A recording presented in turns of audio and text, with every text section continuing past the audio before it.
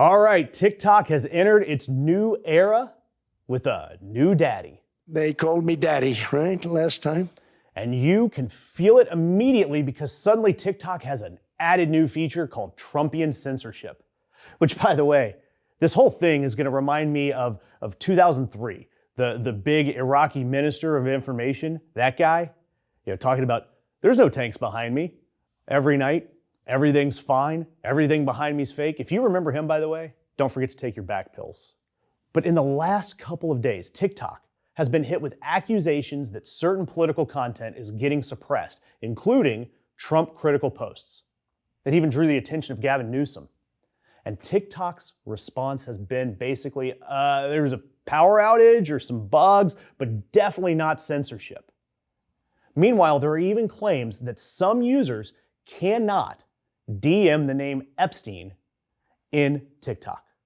All on the heels of TikTok being sold to a group of Trump-linked investors. Investors like Oracle, which is chaired by Trump's good old pal, Larry Ellison. So, yeah, look, the grift is still alive and well. And look, this follows a familiar theme. It doesn't matter to Trump if something works well or if it's a good app. He only cares if it's loyal. We've seen it with advisors, attorneys, cabinet members, national parks, the Trump phone. And whether or not it is a power outage or a bug, it's awfully coincidental that TikTok, immediately after getting bought by Trump's pals, suddenly got more loyal to our turkey-necked president. It's also why the same concept why Trump doesn't care that Truth Social's on the brink of bankruptcy, as long as he can say what he wants. He doesn't care that CBS's ratings are tanking, as long as they support him, which, by the way, there's news now that Barry Weiss is firing even more staff and adding more loyalist commentators over at CBS. I love state-run media. And I also love that this story gives me yet another chance to remind everyone that 95 to 99% of the Epstein files have yet to be released. Excuses keep piling up, just like somebody fed a gremlin after midnight.